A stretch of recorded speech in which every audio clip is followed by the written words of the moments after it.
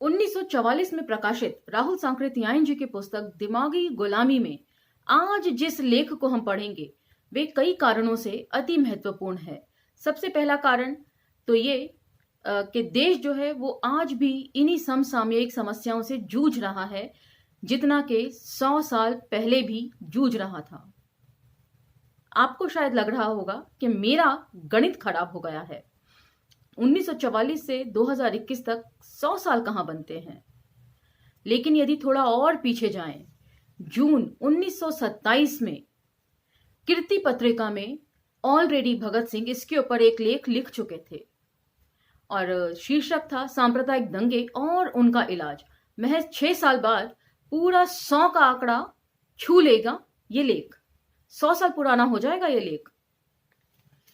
और वहीं पर आज जिस लेख को हम पढ़ेंगे उसका विषय भी कुछ इसी प्रकार है। तो चलिए मेरे साथ लेख की तरफ बढ़ते हैं।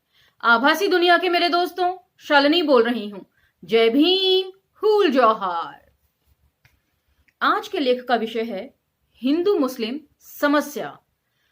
तो लेख पढ़ने के साथ साथ भगत सिंह की वैचारिकी साथ साथ चलती है इस पुस्तक के। ये मैं पहले भी कह चुकी हूं और हर लेख में इस बात को मैंने कहा है, क्योंकि ये पुस्तक जो है भगत सिंह के विचारों का एक्सटेंशन सी जान पड़ती है मुझे।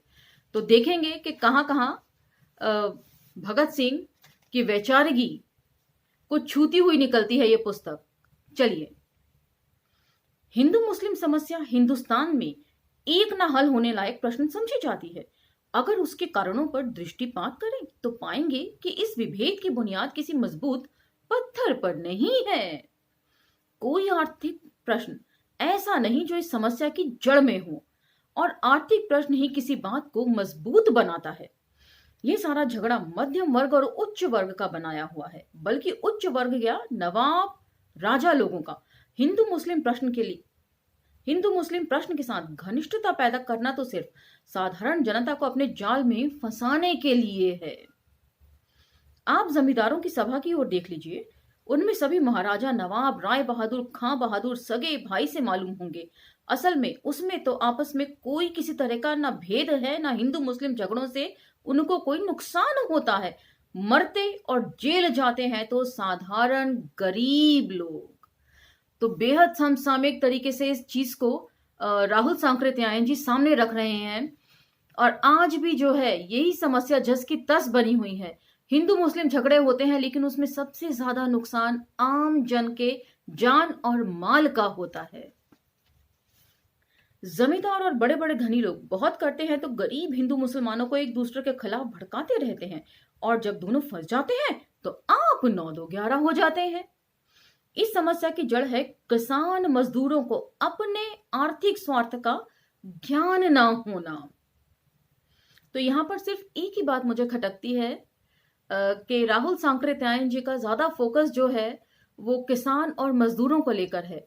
किसान और मजदूरी की समस्या यदि हल भी हो जाए, आर्थिक समस्याएं यदि हल भी हो जाएं, तो जाति की समस्या जो है वो बिल्कुल हल नहीं होती। मार्क्सवाद को राहुल सांकृत्यायन जी ने बिल्कुल वैसा ही समझा, ठीक समझा जैसा कि कार्ल मार्क्स ने दुनिया को समझाना चाहा होगा। लेकिन भारतीय परिप्रेक्ष्य में वे उसे जस का तस रख कर देखते हैं। ये बात थोड़ी मुझे चुभती है, क्योंकि भारतीय समाज जो है वो जातियों में बटा हुआ पहले है।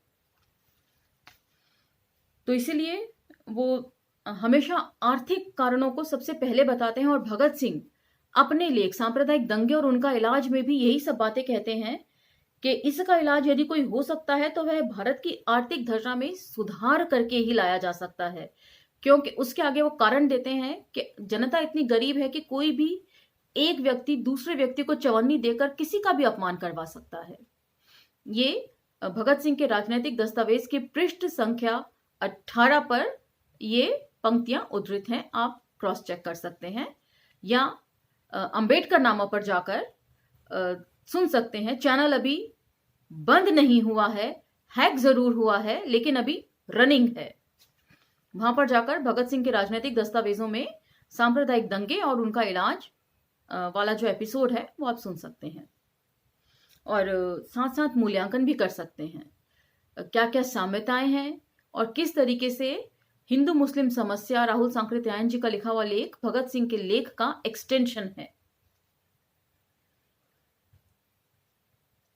बहिष्ट और स्वर्ग के लोक में जो इन्हीं धनिकों की पिट्ठुओं ने उन्हें दिया है, अपने उस जीवन को दुखमय और नरक का जीवन बना रहे हैं। यदि उन्हें ये अच्छी तरह ज्ञात हो जाए कि सभी गरीबों का सवाल एक है, चाहे वे हिंदू हो या मुसलमान, अगर इजाफा होता है तो सभी गरीबों पर। यदि बेगार और नाजायज कर वसूल किए जाते हैं तो वे भी गरीबों से ही।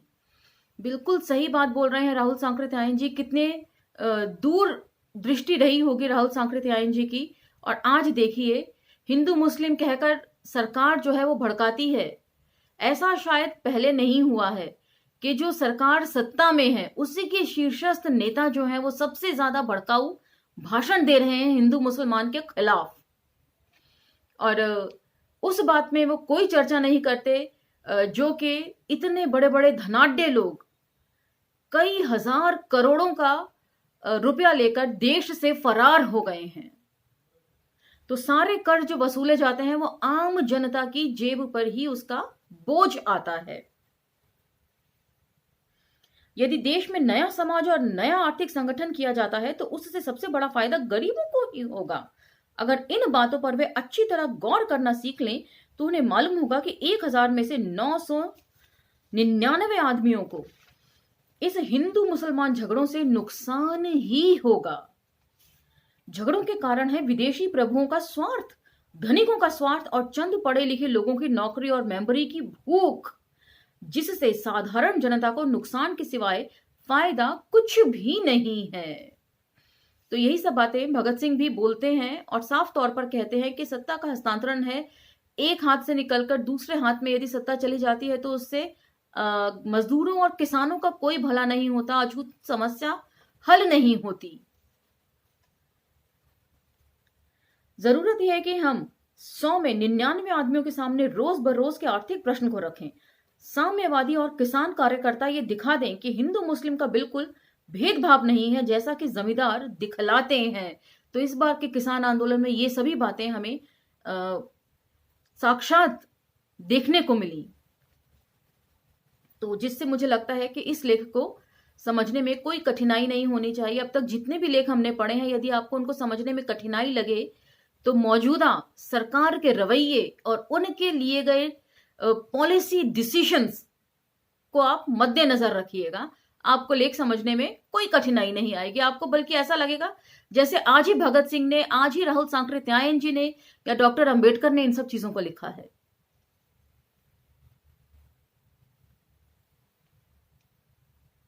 साम्यवादी और किसान कार्यकर्ता ये दिखा दें कि हिंदू मुस्लिम का बिल्कुल भेदभाव नहीं है, जैसा कि जमींदार दिखलाते हैं, बल्कि जमींदारों को तो अपना ढोंग भी जनता के सामने रखना है। इसलिए कितनी ही बातों से बाहर कम से कम थोड़ा फर्क दिखलाना चाहते हैं।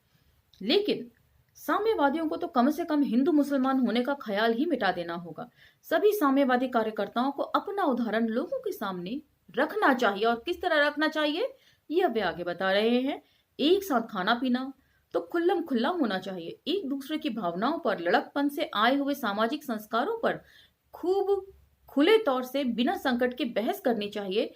धार्मिक हो या सामाजिक, सांस्कृतिक हो या राजनीतिक, हर पहलुओं पर उन्हें निडर होकर बात करना चाहिए। इसका उन्हें ख्याल ही छोड़ देना चाहिए कि उनके भाव पर शायद ठेस लगे। आजादी का प्रश्न छोड़कर साम्यवादियों के सामने ना कोई बड़ा प्रश्न है और ना ही कोई बड़ा कोमल भाव। तो अब यहाँ पे एक छोटा सा ब्रेक लेना चाहूंगी सब चीजों को सामने रखने के लिए। सबसे पहले तो राहुल सांकृत्यायन जी कह रहे हैं कि एक दूसरे के साथ बैठकर खाना खाना चाहिए। तो यहीं पर यदि आप देखें, जो भोजन माता हैं उनका किस तरीके से बहिष्कार किया गया था स्कूल के बच्चों द्वारा, और बहिष्कार करने वाले कोई बहुत वयस्क लोग नहीं थे, छोटे छोटे बच्चे थे। तो आखिर ये जहर उनके दिल में, दिमाग में कहां से आया कि ये अछूत हैं और इनके हाथ का खाना हमें नहीं खाना है? ये कुछ ऐसे प्रश्न हैं जो उठने चाहिए। और उसके बाद वे बात कर रहे हैं कि धार्मिक, सामाजिक, सांस्कृतिक, राजनीतिक किसी भी पहलू पर बहस होनी चाहिए और बेधड़क आपको, आम जनता को अपने विचार सामने रखने चाहिए, बिना झिझक के, बिना ये परवाह किए हुए कि वे किसी को ठेस पहुंचा रहे हैं। और आज जो सरकार है उसका आचरण ठीक इसके विपरीत हो रहा है। जैसे ही आप कुछ करते हैं, आप फटाफट ब्लॉक कर दिए जाते हैं सोशल मीडिया पर। अंबेडकर नामा भी हैक कर लिया गया सोशल मीडिया से। तो ये किस प्रकार का रवैया है? क्या ये तानाशाही नहीं है? हम जानते हैं कि साम्यवादी भी आखिर हिंदू मुसलमान बाप से ही पैदा हुए हैं, और बच्चे पर लड़कपन में कम से कम अपने माँ बाप का असर होना जरूरी है। वे असर अभी दूर हो सकते हैं जब सामाजिक बंधनों को तोड़ने में हम साहस से काम लें और एक दूसरे के कोमल भावों का खुला प्रहार करने को तैयार हों। मतलब जो चीज चाहे वो धार्मिक हो, यदि खराब है, रूढ़ियां जिसको बोलते हैं, उन्हें तोड़ना चाहिए। चाहे वो बुर्के का मुद्दा हो, बुर्का पहनकर आने में शिक्षा लेने का मुद्दा हो, वो सभी मुद्दे एकदम खुलकर उन पर बहस होनी चाहिए। और थोड़ी देर पहले भोजन माता सुनीता देवी जी के उदाहरण से मैंने बात स्पष्ट की कि छोटे छोटे बच्चों को ये कैसे मालूम हुआ कि उन्हें किन के हाथ से खाना है और किन के हाथ से नहीं खाना है। तो ये सारी शिक्षाएं जो हैं, घरों से ही बच्चे सीख रहे हैं। सबसे पहले तो घरों का माहौल ठीक होना चाहिए, क्योंकि प्रथम पाठशाला घर ही होता है। उनको यह ना ख्याल रखना चाहिए कि साधारण लोग क्या कहेंगे। किसी भी सामाजिक क्रांति में शामिल होने वालों को कुछ कड़वा मीठा सहने के लिए तैयार होना ही चाहिए। लोग जेल जाने और फांसी चढ़ जाने को बड़ी हिम्मत की बात कहते हैं। समाज की रूढ़ियों को तोड़ना और उसके द्वारा उनकी आंखों में कांटे की तरह चुभना जेल और फांसी से भी ज्यादा साहस का काम है, जो उस वक्त महात्मा फूले ने किया, डॉक्टर अंबेडकर ने किया, पेरियार ने किया, संत गाडगे जी ने किया, और स्वयं राहुल सांकृत्यायन जी कर रहे थे। भगत सिंह जानते थे। भगत सिंह ने इनफैक्ट अपने पत्रों में इस बात को लिखा है कि उनके मन में अपने आप को फांसी से बचाने का सिर्फ एक ही लालच है कि वे ज्यादा से ज्यादा देश की सेवा कर सकें। उन्हें एक ही मलाल था कि वो इतनी जल्दी जा रहे हैं और देश के लिए वो जो कुछ करना चाहते थे वे नहीं कर पाए हैं। और उसके बाद उन्होंने अपने दोस्तों को बाखूबी ये लिखा था कि फांसी पर लटकने के बाद तो वो सब बंधनों से, सब दुख दर्दों से छूट जाएंगे, लेकिन जो लोग जेलों के अंदर बंद हैं, जो बाहर सामाजिक कार्य करता है, उनका जीवन जरूर दुश्वारियों से भरा हुआ होता है। भगत सिंह अच्छी तरह जानते थे। लेकिन उनकी फांसी का मकसद, क्योंकि आप लोगों ने कई बार कमेंट सेक्शन में ये पूछा कि भगत सिंह आखिर इतनी जल्दी फांसी पर क्यों गए, उन्हें फांसी पर चढ़ने की क्या जल्दबाजी थी। उन्हें फांसी पर चढ़ने की कोई जल्दबाजी नहीं थी, उन्हें गलत तरीकों से फंसाया गया था। लेकिन वे ये जताना चाहते थे कि जो एक मौत का डर नौजवानों के मन से निकाल देना चाहते थे कि मरना तो एक दिन सभी को है, लेकिन कौन किस तरह और क्या करके मरता है ये ज्यादा इंपॉर्टेंट है। और जो भगत सिंह ने खुद को उदाहरण के रूप में प्रस्तुत करके लोगों को समझाया। तो जिसने जो काम किया उसको आप डिनाई नहीं कर सकते। किसी के काम को दूसरे के काम से कम या ज्यादा करके आंकना फिलहाल ठीक नहीं है। साम्यवादी एक नया संसार और नया समाज बनाना चाहते हैं, इसलिए उन्हें हर तरह की कुर्बानियों के लिए तैयार रहना चाहिए। अगर आप शादी भी अपनी जाति में रखना चाहते हैं, अगर आप मुंडन और जनेऊ अपनी जाति के रिवाज के मुताबिक करना चाहते हैं, अगर आप खान पान में स्वयं पाकी रखना चाहते हैं, तो आप जैसे साम्यवादी से साम्यवाद को नुकसान ही पहुंचेगा। तो अपने लेख कष्टों से भागना कायरता है में भी ये सब बातें भगत सिंह बोलते हैं। और वे ये भी बोलते हैं कि इसी तरह का वे बोलते हैं कि क्रांति का असली मतलब क्या है। यदि क्रांति का असली मतलब ये नहीं है जो राहुल सांकृत्यायन जी के इसमें भी लिखा है, हूबहू वही बातें जो भगत सिंह भी बोलते हैं अपने लेखों के तहत, तो क्रांति के रास्ते से हट जाइए। और वही बात राहुल सांकृत्यायन जी भी सामने रख रहे हैं। जहां साम्यवादियों की पार्टी का हेडक्वार्टर हो या कुछ साम्यवादी एक जगह रहते हो, वहां हिंदू मुस्लिम बावर्ची खाना अलग नहीं रहना चाहिए। सबका खाना एक जगह बने और जो चाहे सो बनावे और सबको एक साथ बैठकर खाना चाहिए। शायद हमारे साम्यवादी कार्यकर्ताओं को यह ख्याल हो कि इससे कहीं जनता भड़क उठेगी, जिसमें वे काम करना चाहते हैं। लेकिन तब आपको कहने का मतलब होगा कि जिन रूढ़ियों को तोड़ फेंकना साम्यवाद के लिए सबसे आवश्यक चीज है, उन्हीं को आप साम्यवाद की सफलता में सहायक मानते हैं। तो ये काफी हद तक वही सारी बातें हैं जो भगत सिंह ऑलरेडी अपने लेखों में बार बार बार बार मेंशन करते रहे हैं। और क्रांति का असली मकसद क्या होना चाहिए? क्रांति जो है वो बम और पिस्तौल पर नहीं, विचारों की सांड पर तेज होती है, ये भगत सिंह का मानना था। ये अलग बात है कि उन्हें फांसी के तख्ते पर झूलकर कुछ और तरह का एग्जाम्पल या उदाहरण प्रस्तुत करना पड़ गया।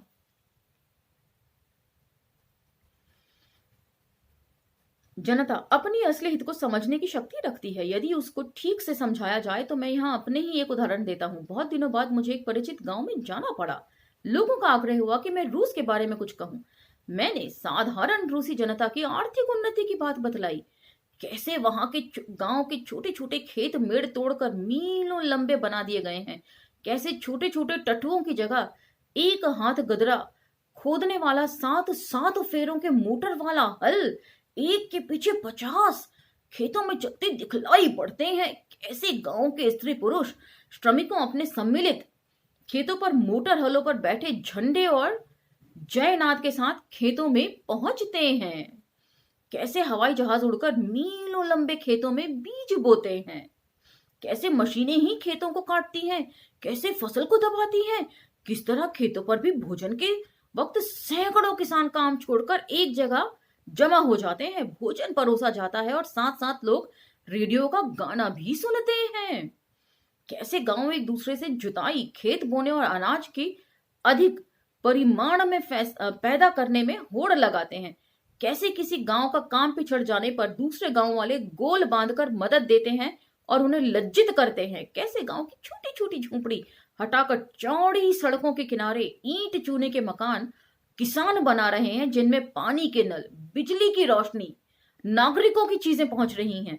कैसे हर जगह गांव में स्कूल, अस्पताल और सिनेमा जारी रहता है। तो बजाय दूसरे की टांग खींचने के, बजाय दूसरे को अपमानित करने के, दूसरे से होड़ लगाइए ना। यदि कोई अच्छा काम कर रहा है तो आप भी अच्छा काम करके उसकी बराबरी करने की कोशिश कीजिए, न कि उसके कामों की आलोचना करके। मूल्यांकन करना और आलोचना करना दो अलग अलग बातें हो जाती हैं।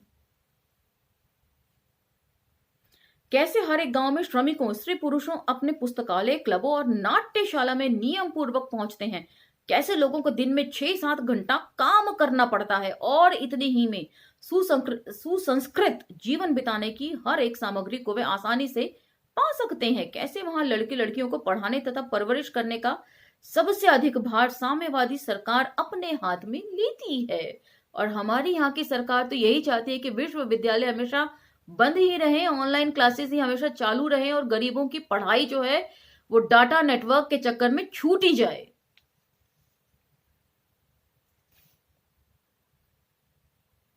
मानो पिता को न शादी की फिक्र है, न लड़के के लिए कुछ विरासत दे जाने की।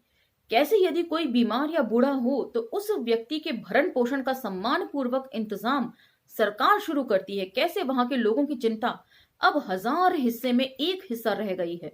उस सभा में हिंदू, मुसलमान, ब्राह्मण और चमार सभी थे। मैंने देखा कि सभी के चेहरे पर प्रसन्नता की रेखा दिखलाई पड़ती है। तब मैंने कहा, लेकिन रूस में बहुत सी खराब बातें भी हुई हैं। वहां घुघरू तिवारी की लड़की को मंगरू चमार का लड़का सरेआम ब्याह कर ले आता है और उसमें कोई बाधक नहीं हो सकता। वहां खाने पीने में जात पात का सवाल नहीं है। मंगरू चमार अगर अच्छी रसोई बनाना जानता है तो वही बनाएगा और गांव के ब्राह्मण, राजपूत सबको एक साथ बैठकर खाना पड़ेगा। अगर बड़ी जाति वालों ने जरा सी आनाकानी की तो बहुत संभव है कि उन्हें देश से निकाल दिया जाए। धर्म और ईश्वर के लोग विरोधी बन गए हैं। हजारों मंदिरों और मस्जिदों की वर्षों से मरम्मत नहीं हुई। उनकी छत की लकड़ियों को वही लोग ले जाकर ताप लिया करते हैं और अब उनकी दीवारें और छतें जीर्ण शीर्ण अवस्था में गिरने के लिए तैयार हैं। पुरोहितों और मुल्लाओं का पेशा उठा दिया गया है और यहाँ पर विश्वविद्यालय खोलने की बात नहीं होती है और जो बात होती है वो राम मंदिर बना देने की बात होती है। और इसी बाबत मुझे हरिशंकर परसाई जी का एक लेख याद आता है, भारतीय गणतंत्र आशंकाएं और आशाएं। इसका जिक्र मैंने पहले भी किया है, भगत सिंह के लेखों में भी। तो उसे भी आप लोग जाके दोबारा सुन सकते हैं। उसमें खुले तौर पर हरिशंकर परसाई जी ने बोला है कि एक पार्टी का, राजनीतिक पार्टी का मैनिफेस्टो ही सिर्फ ये है कि हम मस्जिद गिराकर राम मंदिर बनवा देंगे। तो जिस पार्टी का मैनिफेस्टो या मुख्य उद्देश्य ही सिर्फ इतना हो, वो आपको कभी भी शिक्षा की तरफ जाने के लिए नहीं कहेगी। उनका बस चलेगा तो सारे विश्वविद्यालय वो बंद करके ही दम लेगी। अब सोचना आम जन को है कि उसे क्या चाहिए। अपने हाथ से काम करो तो ठीक, नहीं तो महारानी फूल कुमारी को। अब वो 50 लौंडियां नहीं रह गईं। उन्हें अपने हाथ नहाना और धोना नहीं पड़ता, बल्कि पापी पेट के लिए खेत काटना, मिट्टी ढोना और सब तरह का काम करना पड़ता है। कहने का मतलब है कि सब कुछ सरकार के हाथ में चला गया है। जिनके हाथ कभी मक्खन की तरह मुलायम थे, अब उनके हाथों में पत्थर कैसे कड़े 5-5 गड्ढे देख सकते हैं।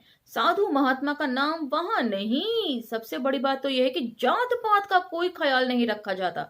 देखिए, पापी पेट के लिए, इस 4 दिन की जिंदगी के लिए इस तरह का अधर्म क्या आप लोग पसंद करेंगे? मैंने समझा था कि मेरे भाषण के बाद मजमूम को सुनकर लोग भड़क उठेंगे, लेकिन वहां उन लोगों को कहते सुना कि अरे, इसमें क्या रखा है, आदमी की तरह सुखपूर्वक जीवेंगे और चिंता के बोझ से दिल को हल्का होगा। कुछ तो कहने लगे, बाबा ये हमारे यहाँ कब होगा, हमारी जिंदगी में हो जाएगा कि नहीं? तो इससे पता चलता है कि आम जन को अपनी रोजी रोटी कमाने के साधन, शिक्षा के साधनों में ज्यादा रुचि होती है बजाय हिंदू मुसलमान करने के। तो फिर ये जहर उनके मन में, उनके दिलो दिमाग में भरता कौन है? ये सारे प्रश्न हैं जो इन सब लेखों के जरिए उठाए गए हैं और आज के संदर्भों में भी एकदम फिट बैठ रहे हैं। साम्यवादियों को जनता के सामने निधड़ होकर अपने विचार को रखना चाहिए और उसी के अनुसार करना भी चाहिए। हो सकता है कि कुछ समय तक लोग आपके भाव न समझ सके और गलत फहमी हो, लेकिन अंत में उस आपका असली उद्देश्य हिंदू मुस्लिम सभी गरीबों को उनके साथ संबद्ध कर देगा। रूढ़ियों को लोग इसलिए मानते हैं क्योंकि उनके सामने रूढ़ियों को तोड़ने वालों का उदाहरण पर्याप्त मात्रा में नहीं है। तो बहुत बड़ी बात यहाँ पर राहुल सांकृत्यायन जी लिख रहे हैं, रूढ़ियों को तोड़ना आसान नहीं होता। उदाहरण बनकर खुद प्रस्तुत होना बहुत मुश्किल है। सबसे पहले हमारे अपने लोग ही टांग खींचने लग जाते हैं। कई बार अंबेडकर नामा पे मैं कमेंट्स में पढ़ती थी कि लोग मेरा और रतन जी का कंपैरिजन जो है फूले, महात्मा फूले और सावित्रीबाई फूले जी से कर दिया करते थे। तो ऐसा ना करें, उन लोगों ने बहुत संघर्ष किया है, हमारे सामने भी संघर्ष है लेकिन दूसरे रूप में है। तो वैसे आप लोगों का आभार जो आप लोग इस तरह से कंपैरिजन करते हैं, लेकिन यहाँ पर एक आवश्यक बिंदु की तरफ मैं आप लोगों का संज्ञान चाहूंगी, वो ये कि यदि आप कंपैरिजन करते हैं तो देखिए रतन जी और शालिनी जी में और महात्मा फूले दंपत्ति में कितने दशकों का, कितनी शताब्दियों का फर्क है। दोबारा किसी को इस तरह समाज के लिए काम करने के लिए उठने में इतने सालों का वक्त लगा है। तो रूढ़ियों को तोड़ना, परंपराओं के विपरीत चलना बहुत मुश्किल है, बहुत संघर्ष करना पड़ता है।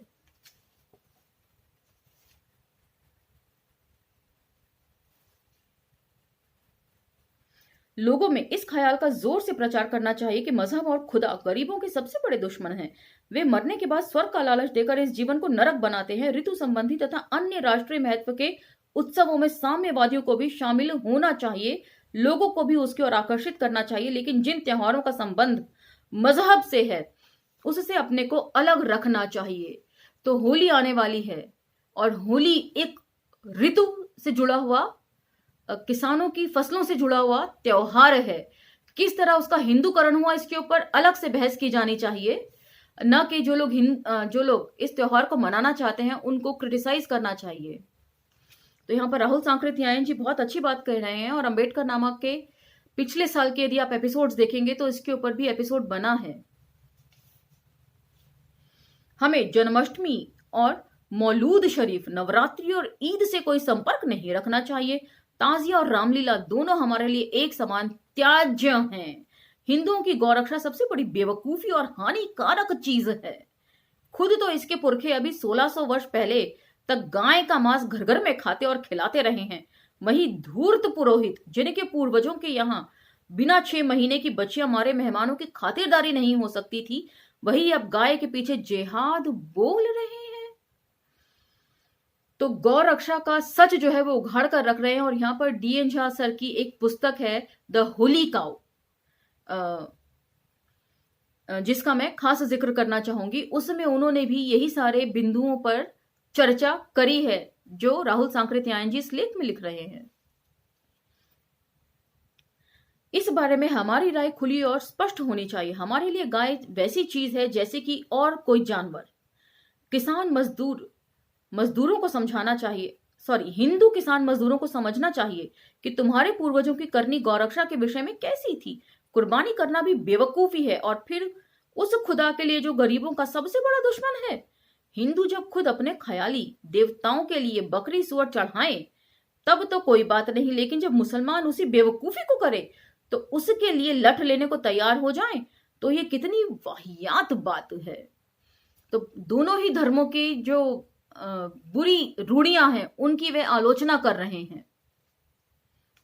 गौकशी और रामलीला, ताजिया और बाजा, ये सारे झगड़े बनियों के बड़े काम के हैं। क्योंकि आप पिचकारी खरीदते हैं, रंग खरीदते हैं, कुछ भी करते हैं, तो इसमें फायदा किसका होता है? वैश्य समाज के लोगों का। वे उन्हीं को लेकर गरीबों में झगड़े पैदा करते हैं, उनको एक दूसरे का जानी दुश्मन बनाते हैं और फिर अपना उल्लू सीधा करते हैं। मजहब और खुदा के खिलाफ हमें जबरदस्त प्रचार करना चाहिए। किसानों और मजदूरों को अपनी जिंदगी की नित्य की कड़वाहट का इतना अनुभव होता है कि समझाने पर वे मजहब की धोखाधड़ी को समझ सकते हैं। एक मर्तबे यदि ये भाव हमने लोगों में पैदा कर दिया तो किसान और श्रमिक जनता की सारी सम्मिलित शक्ति क्रांति के लिए तैयार हो जाएगी। तो भगत सिंह की तरह ही यहाँ पर राहुल सांकृत्यायन भी मानसिक क्रांति की बात कर रहे हैं, वैचारिक क्रांति की बात कर रहे हैं कि लोगों के सामने लोग बेवकूफ नहीं है। उनमें पोथियों का ज्ञान भले ही ना हो, लेकिन सहज ज्ञान जरूर है और समझाने पर वे जरूर समझ जाएंगे। लेकिन समझाने का तरीका होना चाहिए और उसके लिए आपको खुद भी उतना पढ़ लिख कर आना पड़ेगा। पढ़ाई लिखाई का कोई दूसरा विकल्प नहीं है। उर्दू, हिंदी, धोती पैजामा, लाल सफेद टोपी भी उसी मजहब ने पैदा किए हैं। साम्यवादियों के लिए कोई बात इसलिए माननीय नहीं है कि वे हजारों वर्षों से चली आती है। हम जानते हैं कि जितनी शताब्दियां हम पीछे की ओर जाएंगे उतना ही लोगों में बेवकूफी का परिमाण भी अधिक पाएंगे। हर एक चीज हमें बुद्धिपूर्वक विचार करना है, पर किसी पोथी की बात माननी है न किसी बड़े आदमी की। तब हमें अपने आप ही अपना रास्ता साफ दिखलाई पड़ने लगेगा। तो वही बात कह रहे हैं कि ऐसा नहीं है, अंधभक्ति नहीं होनी चाहिए, यही वे बात बोल रहे हैं। और आज का दौर कौन सा दौर है मुझे कहने की तो जरूरत नहीं है। हमें उस समय के लिए उतावला होना चाहिए जबकि हमारे देश से जाति भाव सपना हो जाएगा, छुआछूत मिट जाएगी और धर्म एवं वेद अतीत की बात हो जाएंगे। रोटी बेटी वेशभूषा भाषा भाव सब एक हो जाएंगे। तो यहाँ पर ये लेख खत्म होता है, लेकिन इस लेख में लिखी गई बातें अभी तक लिंगर ऑन हो रही हैं, कैरी ऑन हो रही हैं। यहाँ तक कि भगत सिंह ने भी इन्हीं सब चीजों को लिखा है। डॉक्टर अंबेडकर की लड़ाई भी इन्हीं सब चीजों को लेकर थी। पेरियार जी ने भी इन सब चीजों को लेकर बहुत सारा काम किया है, लेकिन नतीजा अभी भी सिफर ही है। बल्कि मैं तो कहूंगी पहले के मुकाबले ये सब चीजें और ज्यादा प्रगाढ़ यानी कि गहरी हो रही हैं। तो ये सारे प्रश्न हैं जो आप लोगों को मथने चाहिए, समझने चाहिए। तो इसी के साथ ये लेख समाप्त होता है।